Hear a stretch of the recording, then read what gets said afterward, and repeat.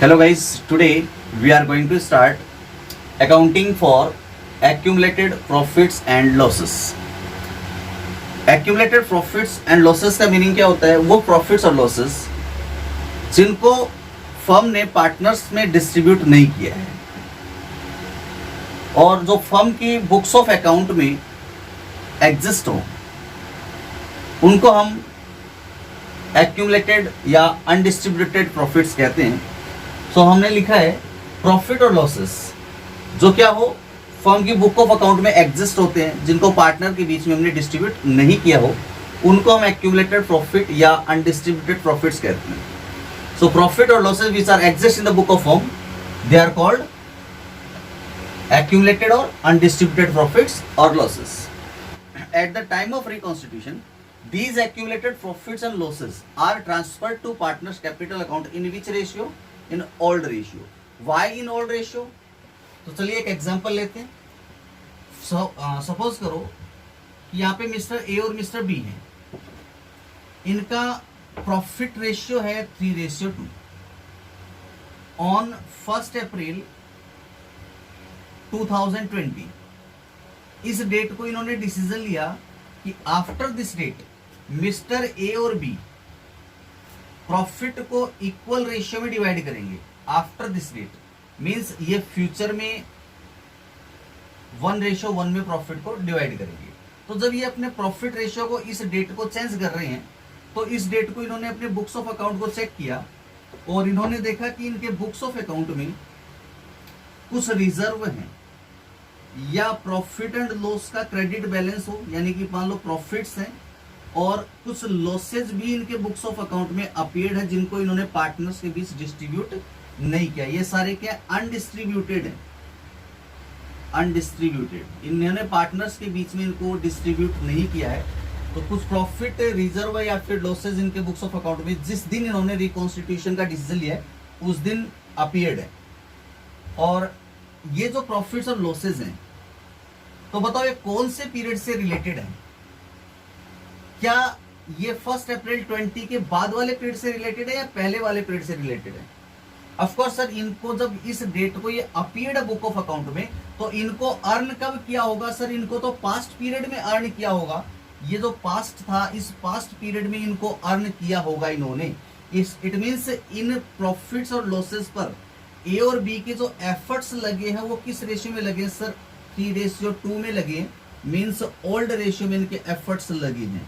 तो हमें क्या करना होगा, जब भी फर्म का रिकॉन्स्टिट्यूशन होगा, यानी कि जब इनका प्रॉफिट रेशियो चेंज हो रहा है, हो सकता है कोई पार्टनर एडमिट हो रहा हो, ए बी सी पार्टनर हो रहे हो, रेशियो 3:2:1 हो जाए बाद में, या फिर कोई पार्टनर रिटायर हो रहा हो, तो एडमिशन है, रिटायरमेंट है या एग्जिस्टिंग पार्टनर के बीच प्रॉफिट रेशियो चेंज हो रहा है, ये सब इन सब कंडीशंस में क्या होता है, फर्म का रिकॉन्स्टिट्यूशन होता है.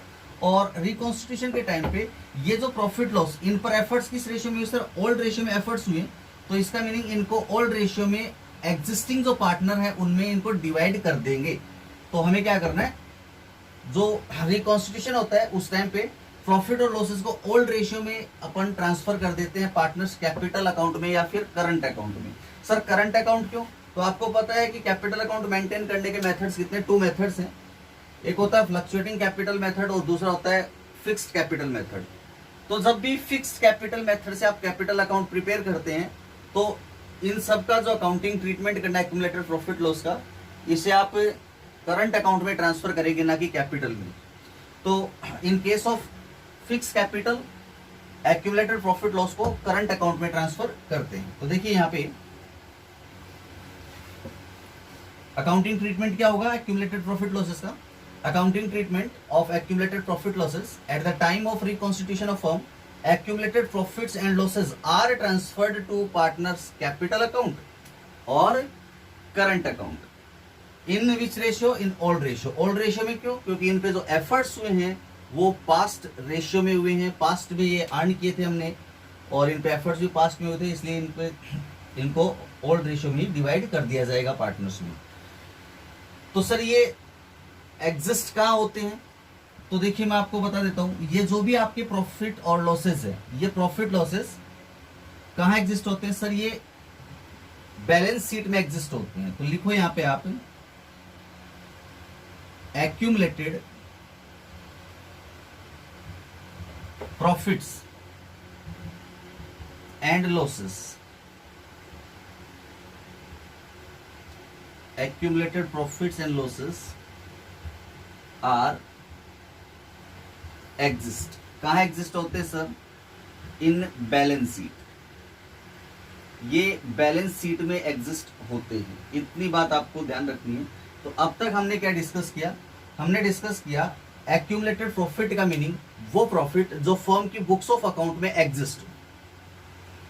और ये एग्जिस्ट होते कहां पे हैं सर? ये बैलेंस शीट में एग्जिस्ट होते हैं, बुक ऑफ अकाउंट में. इनका अकाउंटिंग ट्रीटमेंट क्या होता है? जब भी फर्म का रिकॉन्स्टिट्यूशन होगा, ओल्ड रेशियो में इन प्रॉफिट लॉसेस को पार्टनर्स कैपिटल अकाउंट में ट्रांसफर कर देंगे. और अगर फिक्स कैपिटल है तो कैपिटल की बजाय करंट अकाउंट में इनको ट्रांसफर करेंगे. किस रेशियो में? ओल्ड रेशियो में. तो चलिए किस फॉर्म में मिलते हैं, बैलेंस शीट में किस तरह मिलते हैं वो अपन देख लेते हैं एक बार. तो देखिए आपको मैं एक बैलेंस शीट का शॉर्ट फॉर्मेट बना देता हूं और कहां एक्यूमुलेटेड प्रॉफिट और लॉसेस अपीयर्ड होते हैं और इनका अकाउंटिंग ट्रीटमेंट भी हम समझ लेते हैं बैलेंस शीट के थ्रू.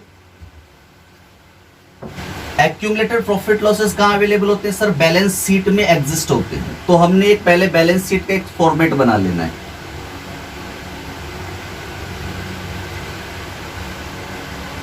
तो भाई हमने ये बनाया बैलेंस शीट का फॉर्मेट. तो सर ये हमारी शॉर्ट बैलेंस शीट हो गई. बैलेंस शीट में ये कौन सा साइड होता है सर? ये लायबिलिटीज साइड होता है और ये होता है एसेट साइड. यहां लिखेंगे अपन अमाउंट इन रुपीस, यहां होगा अमाउंट इन रुपीस.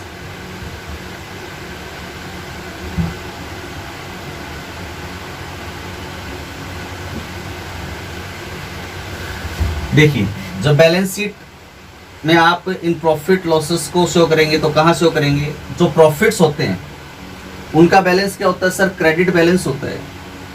और क्रेडिट बैलेंस होता है इसलिए वो कहां पे होंगे सर? लायबिलिटी साइड में पे होंगे, क्योंकि लायबिलिटीज का भी बैलेंस क्या होता है सर? क्रेडिट ही होता है. तो प्रॉफिट्स हमेशा यहां प्रेजेंट होंगे. किस फॉर्म में होंगे? प्रॉफिट का मीनिंग होता है या तो profit and loss account, profit and loss account, इसका क्रेडिट बैलेंस हो तो ये एक्यूमुलेटेड प्रॉफिट है. या फिर कोई भी टाइप का रिजर्व, किसी भी टाइप का रिजर्व हो, मे बी ये जनरल रिजर्व हो सकता है, मे बी ये वर्कमैन कंपनसेशन रिजर्व हो सकता है, मे बी ये इन्वेस्टमेंट फ्लक्चुएशन रिजर्व हो सकता है, या इनके अलावा कोई और रिजर्व भी हो सकता है.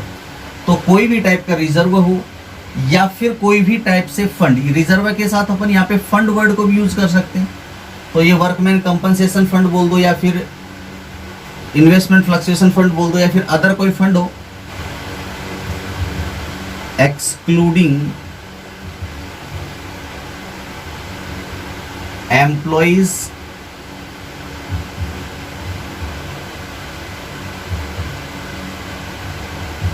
Provident fund. इस एक फंड को छोड़ दो, बाकी सारे फंड्स जो होते हैं वो सारे फंड्स एक्यूमुलेटेड प्रॉफिट ही होते हैं, जिनमें वर्कमैन कंपनसेशन रिजर्व की जगह हम वर्कमैन कंपनसेशन फंड कह सकते हैं. इन्वेस्टमेंट फ्लक्चुएशन रिजर्व को हम इन्वेस्टमेंट फ्लक्चुएशन फंड कह सकते हैं. इनके अलावा कोई भी फंड हो सकता है, रिजर्व या फिर फंड. या तो रिजर्व कह दो या फिर क्या कह दो? फंड कह दो. और फंड जो है, ये जो फंड होता है एम्प्लॉय प्रोविडेंट फंड, ये होता है लायबिलिटीज. तो इस लायबिलिटी को छोड़ के, यानी एम्प्लॉय प्रोविडेंट फंड को छोड़ के बाकी सारे जो भी फंड्स है वो अपने एक्यूमुलेटेड प्रॉफिट्स ही होते हैं. तो क्या क्या चीज हो सकती है? तो प्रॉफिट एंड लॉस का क्रेडिट बैलेंस, या कोई रिजर्व या फिर फंड, ये अपने एक्यूमुलेटेड प्रॉफिट हो सकते हैं जो बैलेंस शीट के लायबिलिटी साइड में होते हैं. अब एक्यूमुलेटेड लॉसेस की बात करें तो प्रॉफिट एंड लॉस अकाउंट का डेबिट बैलेंस हो, लॉस अकाउंट, इसका अगर कोई डेबिट बैलेंस है तो वो अपने लिए क्या है सर? वो अपने लिए एक्यूमुलेटेड लॉस है. इसके अलावा deferred revenue expenditure, deferred revenue expenditure,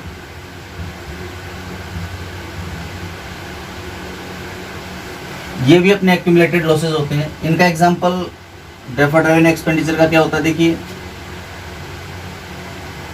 एक मोस्ट पॉपुलर एग्जांपल इनका एडवर्टाइजमेंट एक्सपेंडिचर अकाउंट। एडवर्टाइजमेंट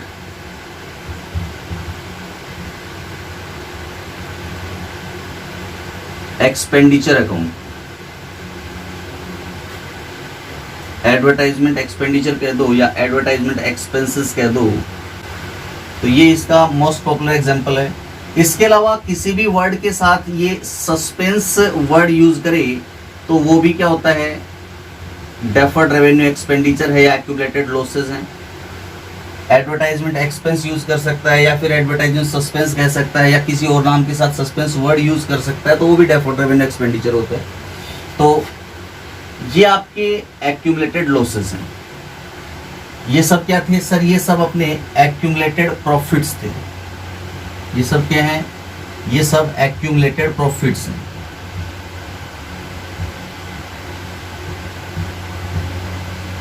और इधर ये क्या है सर, ये सब एक्यूमुलेटेड लॉसेस हैं।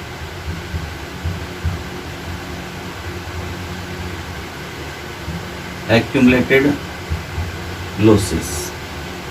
तो फर्स्ट क्वेश्चन अराइज होता है कि एक्यूमुलेटेड लॉसेस के एग्जाम्पल क्या है। तो sir accumulated losses profit and loss account का डेबिट बैलेंस हो सकता है, एडवर्टाइजमेंट एक्सपेंडिचर हो सकता है या एडवर्टाइजमेंट सस्पेंस हो सकता है, या फिर डेफर्ड रेवेन्यू एक्सपेंड। दूसरा क्वेश्चन अराइज होता है sir accumulated losses books of account में एग्जिस्ट कहाँ होते हैं, बैलेंस शीट के एसेट्स साइड में एग्जिस्ट होते हैं। एक्यूमुलेटेड प्रॉफिट्स कौन कौन से होते हैं सर, कोई भी रिजर्व हो, कोई भी फंड हो, एम्प्लॉय प्रोविडेंट फंड को छोड़कर, या प्रॉफिट एंड लॉस अकाउंट का क्रेडिट बैलेंस हो, ये सब एक्यूमुलेटेड प्रॉफिट्स होते हैं। बैलेंस शीट में कहाँ अपीयर होते हैं सर, बैलेंस शीट में एक्यूमुलेटेड प्रॉफिट बैलेंस शीट के लायबिलिटीज साइड में अपीयर होते हैं। अब इनका अकाउंटिंग ट्रीटमेंट क्या होता है, जब भी फर्म का रिकॉन्स्टिट्यूशन होगा, तो मैंने आपको अभी बताया था कि on the event of reconstitution of firm, in accumulated profits को हम क्या करते हैं सर, ट्रांसफर कर देते हैं पार्टनर्स कैपिटल अकाउंट में। कहाँ ट्रांसफर कर देते हैं, पार्टनर्स कैपिटल अकाउंट में ट्रांसफर कर देते हैं। तो चलिए एक पार्टनर्स कैपिटल अकाउंट बना लेते हैं, फिर ट्रांसफर करके देख लेते हैं कि किस तरह से ट्रांसफर होना है। सपोज यहाँ पे एबीसी पार्टनर हूं, तो मैंने यहाँ पे लिख दिया एबीसी, मान लिया यहाँ पे पार्टनर, नंबर ऑफ पार्टनर 3 मान लिया मैंने। यहाँ पे 2 पार्टनर भी हो सकते हैं, 4 भी हो सकते हैं एबीसी, और ये हो जाएगा आपका पर्टिकुलर्स का कॉलम, पार्टिकुलर्स। यहाँ पे एक कॉलम हो गया पार्टिकुलर्स का,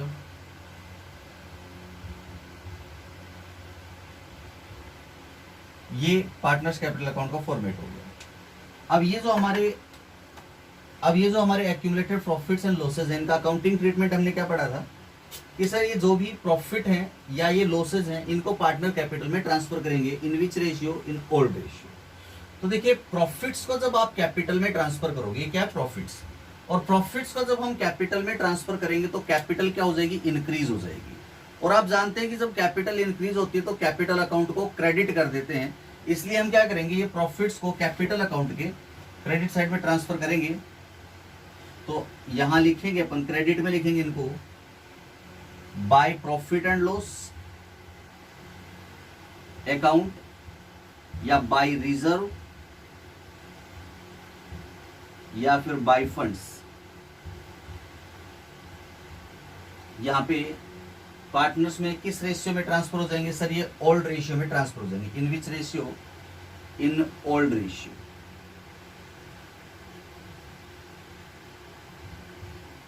इसके बाद ये जो एक्यूमुलेटेड लॉसेस हैं, लॉसेस को जब हम कैपिटल में ट्रांसफर करते हैं तो कैपिटल क्या हो जाती है सर, डिक्रीज हो जाती है। और जब कैपिटल डिक्रीज होती है तो हम क्या करते हैं, कैपिटल अकाउंट को डेबिट कर देते हैं। सो इन लॉसेस को कैपिटल अकाउंट के डेबिट साइड में हम ट्रांसफर कर देंगे। तो ये लॉसेस मैंने ट्रांसफर कर दिए कहाँ पे, डेबिट साइड में। तो डेबिट साइड में हम क्या लिखेंगे, इन लॉसेस को लिखेंगे to profit and loss account, ये एक्यूमुलेट लॉस है जिसका डेबिट बैलेंस था, या फिर टू डेफर्ड रेवेन्यू एक्सपेंडिचर, इसके एग्जाम्पल क्या है सर? एग्जाम्पल है एडवर्टाइजमेंट सस्पेंस कह दो या एडवर्टाइजमेंट एक्सपेंडिचर कह दो। तो इनको आप यहाँ पे ट्रांसफर करोगे, किस रेशियो में ट्रांसफर करेंगे सर? यहाँ पे इनको भी हम ओल्ड रेशियो में ही ट्रांसफर करेंगे। तो ये इनका अकाउंटिंग ट्रीटमेंट हो गया। क्या करना है accounting treatment? Accumulated profits and losses होते हैं वो बैलेंस शीट में अपीयर होते हैं। तो प्रॉफिट्स जो कहाँ अवेलेबल है सर? लाइबिलिटीज में, और लॉसेज हैं एसेट में। और इनका अकाउंटिंग ट्रीटमेंट क्या होना है सर? कैपिटल में ट्रांसफर करना। तो प्रॉफिट को जब कैपिटल में ट्रांसफर करते हैं तो कैपिटल इंक्रीज होती है, और आपको पता है कि जब कैपिटल इंक्रीज होती है तो कैपिटल अकाउंट क्रेडिट हो जाता है, इसलिए हम इसको क्रेडिट साइड में ट्रांसफर कर देते हैं। और जब कैपिटल डिक्रीज होती है, जब लॉसेस को आप ट्रांसफर करोगे कैपिटल में तो कैपिटल डिक्रीज होगी, और आपको पता है कि जब कैपिटल डिक्रीज होती है तो कैपिटल अकाउंट डेबिट होता है, इसलिए हम इन लॉसेस को कैपिटल अकाउंट के डेबिट साइड में ट्रांसफर करेंगे। और किस रेशियो में करेंगे? ओल्ड रेशियो में इनको ट्रांसफर करेंगे, पार्टनर कैपिटल में।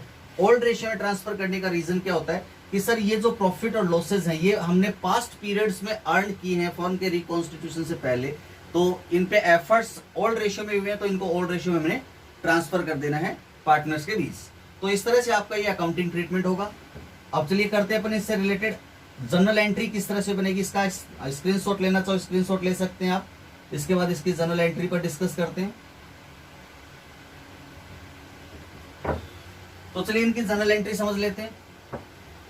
तो अभी देखिए इससे अपने को जर्नल एंट्री मतलब प्रिपेयर करनी है, तो यहाँ पे हमने क्या लिखा? By P&L, by reserve, by fund. By word use हो रहा है, इसका मतलब ये क्या हो गए? डेबिट हो गए। तो इनकी एंट्री क्या होगी? एंट्रीज, जर्नल एंट्री क्या करेंगे?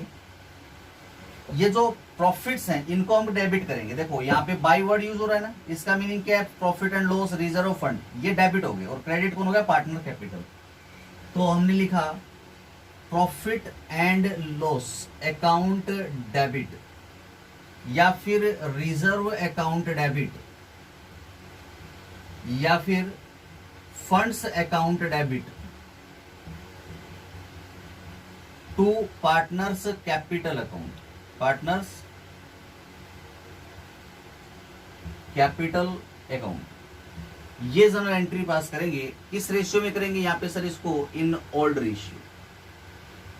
तो देखिए यहाँ पे जब हमने एंट्री पास की तो एंट्री का एक लॉजिक और दूसरे लॉजिक से समझ लेते हैं। ये जो एक्यूमुलेटेड प्रॉफिट्स थे ये बैलेंस शीट के लायबिलिटी साइड में अपीयर्ड थे, और इनका बैलेंस क्या होता है? जब ये लायबिलिटी साइड में अपीयर्ड, इसका मीनिंग इसका पहले बैलेंस क्या था सर? क्रेडिट बैलेंस था। जब इनको कैपिटल में ट्रांसफर करेंगे तो इनका अकाउंट क्लोज हो जाएगा। आपको मालूम है कि जब भी कोई अकाउंट क्लोज होता है या फिर ट्रांसफर होता है तो वो अपोजिट साइड में चला जाता है। तो प्रॉफिट्स का जो पहले बैलेंस था वो क्रेडिट था, अब इनको कैपिटल में ट्रांसफर कर रहे हैं तो एक क्रेडिट से डेबिट हो जाएंगे, तो इनका अकाउंट तो क्लोज हो गया। इसके बाद हमें इनमें क्या, इनको ट्रांसफर करना है कैपिटल में, और कैपिटल में जैसे ही प्रॉफिट को ट्रांसफर किया तो कैपिटल हो गई इंक्रीज, और जब कैपिटल इंक्रीज होता है तो कैपिटल अकाउंट क्रेडिट हो जाता है, इसलिए यहाँ पे कैपिटल अकाउंट को हमने क्रेडिट किया किस रेशियो में? ओल्ड रेशियो में। लेकिन ध्यान रखना है अगर कैपिटल फिक्स है तो यहाँ पे कैपिटल को नहीं करंट अकाउंट को लेना है। ये किसके लिए एंट्री पास की? For accumulated profits. ये किसके लिए एंट्री थी sir? For accumulated profits. Accumulated profits के लिए आपने एंट्री पास की, और एक्यूमुलेटेड लॉसेस के लिए एंट्री क्या होगी? फॉर accumulated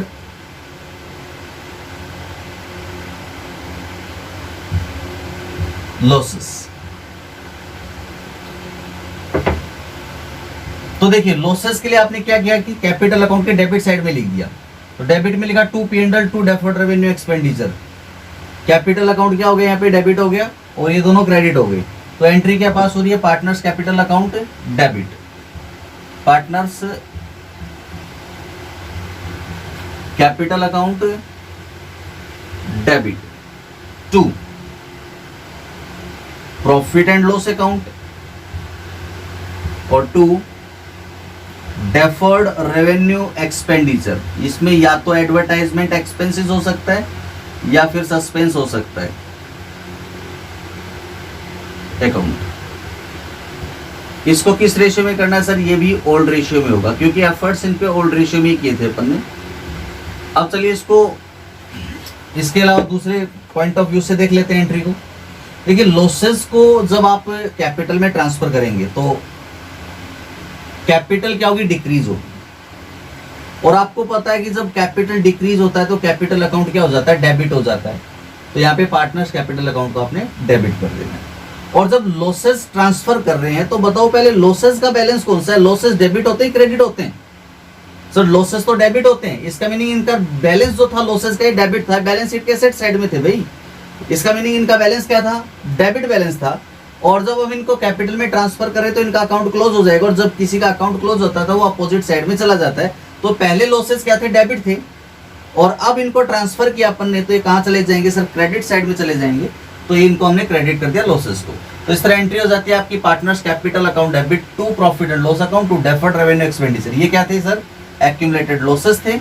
ये दोनों एक्यूमुलेटेड लॉस हैं और ये सब क्या थे, एक्यूमुलेटेड प्रॉफिट्स थे। ये आपकी एंट्रीज एक्यूमुलेटेड प्रॉफिट और लॉसेस की हो जाती है। तो ये होगा आपका अकाउंटिंग ट्रीटमेंट एक्यूमुलेटेड प्रॉफिट्स और लॉसेस का।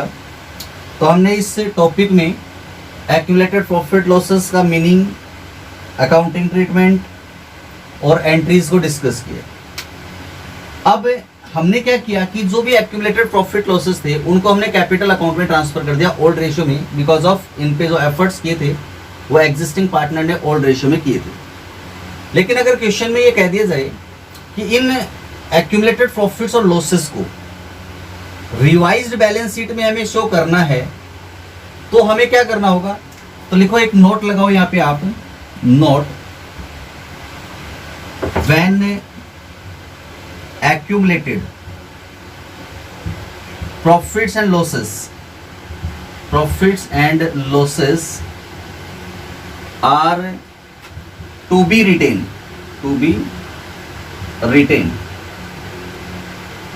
in books। जब इनको बुक्स में हमें रखना हो तो उस कंडीशन में हमें इनको कैपिटल अकाउंट में ट्रांसफर नहीं करना, इनके लिए सिर्फ एडजस्टमेंट एंट्री पास करनी है। तो इन सच केस यहां लिखेंगे आप, in such case an adjustment entry is passed, an adjustment entry is passed. इस केस में सिर्फ एडजस्टमेंट एंट्री पास करेंगे। तो और एडजस्टमेंट एंट्री क्या होती है आपको देखो स्टार्टिंग से बताता रहा हूं मैं। जब गुडविल का हमने अकाउंटिंग ट्रीटमेंट पढ़ा था तो गुडविल के लिए हमने अकाउंटिंग एंट्री क्या की थी, एडजस्टमेंट एंट्री पास की थी। जब हमने रिवैल्यूएशन किया था और रिवैल्यूएशन का हमें इफेक्ट रिकॉर्ड करना है लेकिन बुक वैल्यू को हमें जो है चेंज नहीं करना हो, तो उस टाइम पे भी हमने एडजस्टमेंट एंट्री पास की थी। तो यहाँ पे एक्यूमुलेटेड प्रॉफिट्स और लॉसेस को अगर बुक ऑफ अकाउंट में रिटेन रखना हो तो भी हमें क्या करना पड़ेगा सर, एडजस्टमेंट एंट्री पास करनी है। और एडजस्टमेंट एंट्री का मीनिंग क्या होगा कि जो पार्टनर रिसीवर हैं, यानी कि जो पार्टनर प्रॉफिट शेयर गेन कर रहा है उसको आप डेबिट करोगे, यानी कि gaining partners capital account debit, gaining partners capital account debit. जिस पार्टनर ने कुछ प्रॉफिट शेयर गेन किया है उसे आप डेबिट करोगे क्योंकि वो रिसीवर है। और किस प्रोपोर्शन में आप इसे डेबिट करोगे, जिस प्रोपोर्शन में इसने गेन किया, तो जहां पे इसका जो गेन शेयर होगा उस गेन शेयर को आप मल्टीप्लाई करेंगे किससे, जो भी आपके एक्यूमुलेटेड प्रॉफिट्स है उनसे, एक्यूमुलेटेड प्रॉफिट्स से आप इसको मल्टीप्लाई कर देंगे। और यहाँ पे अगर एक्यूमुलेटेड प्रॉफिट के साथ एक्यूमुलेटेड लॉसेस भी अगर हो, एक साथ अगर दोनों हो, तो यहाँ पे नेट प्रॉफिट लिखेंगे, नेट एक्यूमुलेटेड प्रॉफिट्स, क्योंकि प्रॉफिट में से लॉस को माइनस करेंगे और फिर जो नेट इफेक्ट होगा उससे अपन एंट्री पास करेंगे। और यहाँ पे जो सैक्रिफाइसिंग पार्टनर जिसने अपना प्रॉफिट शेयर सैक्रिफाइस किया है उसे हम क्या करेंगे सर, क्रेडिट करेंगे, sacrificing partners capital account, partners capital account. In which ratio sir, जितना इन्होंने सैक्रिफाइस किया उस सैक्रिफाइस शेयर को आप मल्टीप्लाई कर दोगे नेट एक्यूमुलेटेड प्रॉफिट्स से आप मल्टीप्लाई कर दोगे। तो इस तरह से आपको क्या करना है सर, यहाँ पे में एडजस्टमेंट एंट्री पास कर देनी है अगर अपन ये चाहते हैं कि प्रॉफिट और लॉस को बुक्स ऑफ अकाउंट में रखा जाए। तो ये था आपका complete accounting treatment accumulated profit loss का। और जो अकाउंटिंग ट्रीटमेंट हमने यहाँ इस टॉपिक में पढ़ा, यही सेम अकाउंटिंग ट्रीटमेंट हमें एडमिशन ऑफ पार्टनर में करना है, सेम पार्टनर के रिटायरमेंट के टाइम पे होगा और ये सेम अकाउंटिंग ट्रीटमेंट पार्टनर की डेथ के टाइम पर भी होता है। तो चलिए इसका स्क्रीनशॉट लीजिए। आज के लिए बस इतना ही करते हैं, मिलते हैं अपन नेक्स्ट वीडियो में इस टॉपिक के न्यूमेरिकल क्वेश्चंस के साथ।